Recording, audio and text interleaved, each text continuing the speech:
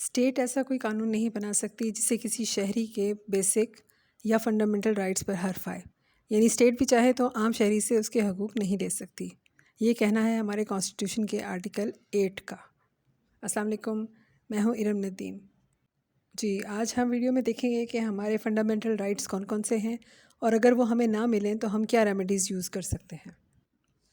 State کوئی ایسا قانون نہیں بنا سکتی جس سے کسی شہری کے بیسک یا فنڈامنٹل رائٹس وائلیٹ ہوں، سوائے اس کے کہ آرمڈ فورسز یا پولیس یا دوسری سیکیورٹی فورسز کو امن و امان قائم رکھنے کے لیے وقتی طور پر پابندی لگانی پڑے اپنی ڈیوٹیز پرفارم کرتے ہوئے۔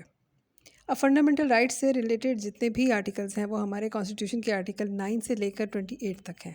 تو سب سے پہلے آرٹیکل 9، اس کے تحت کسی بھی شخص کو اس کی زندگی اور آزادی سے محروم نہیں کیا جا سکتا سوائے اس کے کہ قانوناً ایسا کرنا ضروری ہو، جیسے مجرم کے لیے سزائے موت یا عمر قید وغیرہ۔ Article 9A، clean and healthy environment, ہر انسان کو یہ حق حاصل ہوگا کہ اسے کلین اور ہیلدی انوائرمنٹ پرووائڈ کیا جائے۔ آرٹیکل 10 کے مطابق کسی بھی شخص کو اریسٹ کر کے ڈیٹین نہیں کیا جا سکتا، یعنی اسے حبس بجا میں نہیں رکھا جا سکتا، سوائے اس کے کہ قانوناً اریسٹ کرنا ضروری ہو تو اریسٹ کے بعد 24 آورس کے اندر اسے میجسٹریٹ کے سامنے پیش کرنا ضروری ہے۔ Article 10A right to fair trial ہے۔ آرٹیکل 10A کے مطابق ہر شہری کو یہ حق حاصل ہے کہ اس پر اگر کرمنل چارج ہو تو اس صورت میں اس کا فیئر ٹرائل ہو۔ آرٹیکل 11 کے مطابق کانسٹیٹیوشن کے تحت سلیوری کی کوئی گنجائش نہیں ہے، ہر طرح کی فورسڈ لیبر اور ہیومن ٹریفکنگ کی ممانعت ہے، 14 سال سے کم عمر بچے سے فیکٹری یا مائنز وغیرہ میں کام نہیں لیا جا سکتا، یا کسی بھی طرح کی کوئی مزدوری جو خطرناک ہو نہیں لی جا سکتی، شخص سے غیر قانونی کام نہیں لیا جا سکتا یا ایسا کام جو ہیومن ڈگنیٹی کے اگینسٹ ہو۔ پروٹیکشن اگینسٹ ریٹروسپیکٹیو پنشمنٹ، اب اس کا مطلب یہ ہے کہ کسی بھی شخص کو اس ایکٹ کے لیے سزا نہیں دی جائے گی جو قانوناً اب پنشیبل ہے، مگر جب وہ ایکٹ کیا گیا یا جرم کیا گیا اس وقت وہ پنشیبل نہیں تھا، یا اس ایکٹ یا جرم کی سزا اس وقت کم تھی جس وقت وہ کمٹ کیا گیا بنسبت آج کے۔ Article 13، protection against double punishment and self incrimination, یہ آرٹیکل کسی بھی شخص کو یہ رائٹ دیتا ہے کہ اسے ایک جرم کے لیے 2 بار سزا نہیں دی جا سکتی، اور نہ ہی اسے فورس کیا جا سکتا ہے کہ وہ اپنے خلاف گواہی دے یا اپنا جرم قبول کرے۔ Article 14، inviolability of dignity of man, article 14 کے تحت کسی بھی شخص کی پرائیویسی کو وائلیٹ نہیں کیا جا سکتا اور نہ ہی اس پر تشدد کیا جا سکتا ہے اس سے گواہی لینے کے لیے۔ Article 15، freedom of movement, article 15 ہر شہری کو اجازت دیتا ہے کہ وہ جہاں چاہے جا سکتا ہے اور پورے ملک میں جہاں چاہے رہائش رکھ سکتا ہے، سیٹل ہو سکتا ہے، سوائے اس کے کہ قانوناً یا پبلک انٹرسٹ میں اس پر کچھ ریسٹرکشنز لگانی ضروری ہوں۔ Article 16، freedom of assembly, article 16 ہر شہری کو یہ حق دیتا ہے کہ وہ چاہے تو پیسفلی لوگوں کی گیدرنگ کروا سکتا ہے وداؤٹ آرمز، سوائے اس کے کہ پبلک انٹرسٹ میں قانوناً اس پر کوئی ریزنیبل ریسٹرکشن لگانی ضروری ہو۔ آرٹیکل 17 کے مطابق ہر شہری کو یہ حق حاصل ہے کہ وہ کوئی بھی ایسوسی ایشنز یا یونینز بنا سکتا ہے، سوائے اس کے کہ قانون کچھ پابندی لگانا ضروری ہو۔ ہر شہری کو یہ حق ہے کہ اگر وہ پاکستان کی سروس میں نہیں ہے تو وہ کوئی پولیٹیکل پارٹی بنا سکتا ہے یا کسی پارٹی کا ممبر بن سکتا ہے۔ ہر پولیٹیکل پارٹی قانوناً اپنی پارٹی کے فنڈز کے سورسز بتانے کے لیے جواب دہ ہے۔ قانون کے مطابق ہر پارٹی اپنے پارٹی کے لیڈر اور آفس بیئررز کو چننے کے لیے انٹرا پارٹی الیکشن کروانے کی پابند ہے۔ آرٹیکل 18 کے مطابق ہر شہری اگر لاء کے مطابق کوالیفائی کرتا ہے تو یہ حق رکھتا ہے کہ وہ کوئی بھی لافل پروفیشن اختیار کر سکتا ہے اور کوئی بھی لافل بزنس کر سکتا ہے۔ آرٹیکل 19 کے مطابق ہر شہری کو آزادی رائے کا حق حاصل ہے، مگر اسلام کی انٹیگریٹی، ملک کے ڈیفنس، پبلک آرڈر، ڈیسینسی یا موریلٹی کی قیمت پر نہیں۔ آرٹیکل 20 کے مطابق ہر شہری کو یہ حق حاصل ہے کہ وہ جو چاہے ریلیجن اختیار کر سکتا ہے، پریکٹس کر سکتا ہے اور پروپوگیٹ کر سکتا ہے۔ کوئی مذہبی طبقہ یا فرقہ چاہے تو اپنے مذہبی ادارے اسٹیبلش، مینٹین اور مینیج کر سکتا ہے۔ Safeguard against taxation for purposes of any particular religion, مطلب یہ کہ کسی بھی شہری کو کوئی اسپیشل ٹیکس دینے پر مجبور نہیں کیا جا سکتا جو اس کے اپنے اوپر خرچ ہونے کی بجائے کسی مذہب کی ترویج وغیرہ میں خرچ ہو۔ Article 22، safeguard as to educational institutions in respect of religion, یعنی آرٹیکل 22 کے مطابق کسی بھی شخص کو جو کسی ایجوکیشن انسٹیٹیوشن سے وابستہ ہو مجبور نہیں کیا جا سکتا کہ کوئی بھی ریلیجس سیریمنی اٹینڈ کرے۔ کسی بھی شخص کو رنگ، نسل، ذات، مذہب یا برتھ پلیس کی بنیاد پر امتیازی سلوک کی وجہ سے کسی انسٹیٹیوشن جو پبلک ریونیو سے چلتا ہو ایڈمیشن لینے سے روکا نہیں جا سکتا۔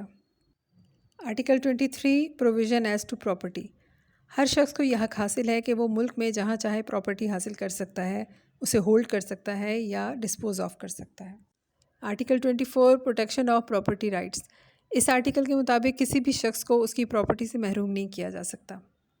آرٹیکل 25 ایکویلٹی آف سٹیزنز، اس کے مطابق تمام سٹیزنز قانون کی نظر میں برابر ہیں، جینڈر کی بنیاد پر کوئی ڈسکرمنیشن نہیں ہے۔ آرٹیکل 25A ہمیں رائٹ ٹو ایجوکیشن دیتا ہے۔ اس آرٹیکل کے تحت اسٹیٹ کی ذمہ داری ہے کہ وہ ہر 5 سال سے لے کر 16 سال تک کے بچوں کو فری اور کمپلسری ایجوکیشن پرووائڈ کرے۔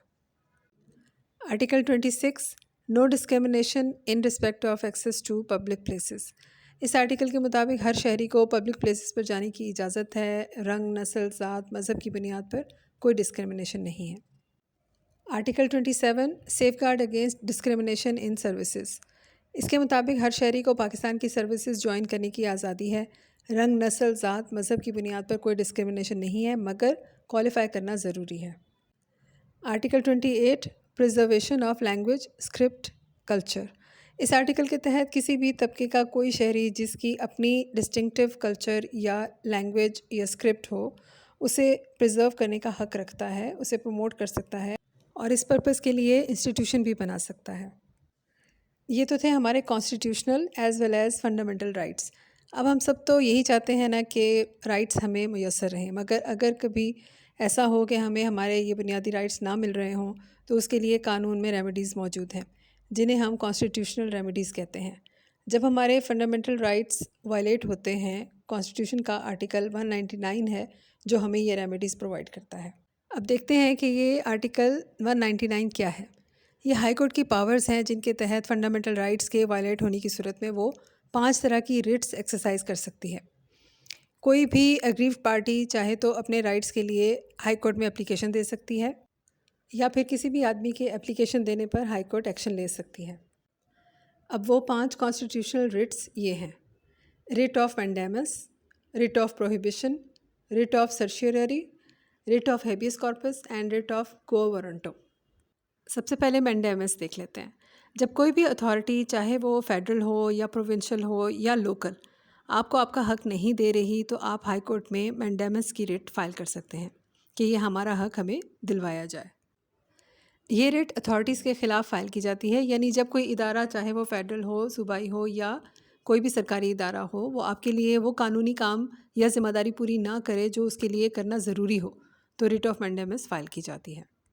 ریٹ آف پروہیبیشن یہ کب فائل کی جاتی ہے؟ یعنی جب کوئی ادارہ چاہے وہ فیڈرل ہو، پروونشل ہو یا لوکل ہو آپ کے خلاف کوئی غیر قانونی کام کر رہا ہو یا آپ کا کوئی کانسٹیٹیوشنل رائٹ وائلیٹ کر رہا ہو تو ریٹ آف پروہیبیشن فائل کر کے اسے ایسا کرنے سے روک سکتے ہیں۔